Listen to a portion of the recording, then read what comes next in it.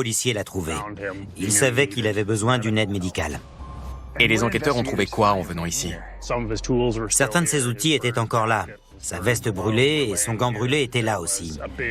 Sur le rocher, il n'y avait plus de mousse, plus de végétation. Ils ont prélevé des échantillons de sol qui, par la suite, se sont révélés être radioactifs. Ils ont trouvé des morceaux de métal fondus dans les fissures du rocher, là où le vaisseau avait atterri. Ils ont dû le découper pour retirer le métal.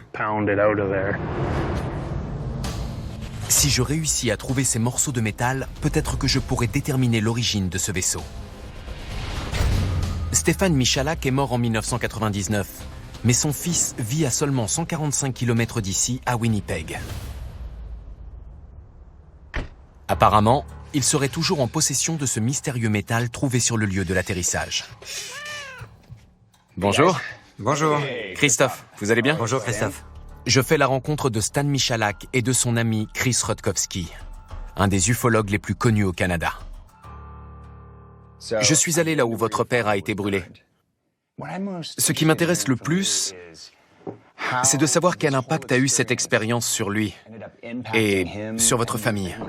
Ça a été difficile pour tout le monde. Mon père l'a naïvement raconté. Qu'est-ce que vous voulez dire par naïvement?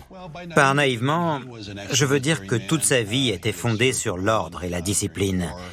Mon père était un ancien militaire qui avait servi en Pologne pendant la guerre. Donc c'était pas le genre de personne qui aurait pu inventer toute cette histoire pour attirer l'attention.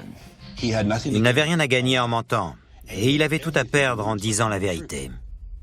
La première année, très rapidement, notre vie s'est transformée en cauchemar. J'imagine. L'OVNI ne l'a pas juste brûlé lui, il a brûlé tout le monde. Ensuite, il a commencé à se sentir dépassé par tout ça. Ça m'énerve vraiment que lui et le reste de la famille ayons été traités comme des fous. Quand il est revenu à la maison, comment ça s'est passé? Terrifiant. J'ai 9 ans, il est dans sa chambre.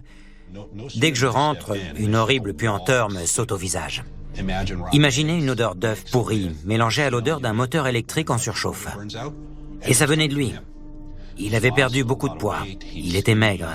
Il ne mangeait plus, il vomissait beaucoup, il avait des vertiges. Ça faisait vraiment peur. À aucun moment, l'idée d'un vaisseau spatial alien n'a vraiment été avancée.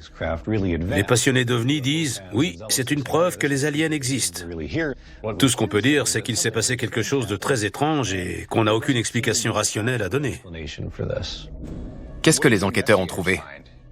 D'après ce que nous savons, rien. On m'a dit qu'ils avaient trouvé une sorte de métal mystérieux sur les lieux. Oui.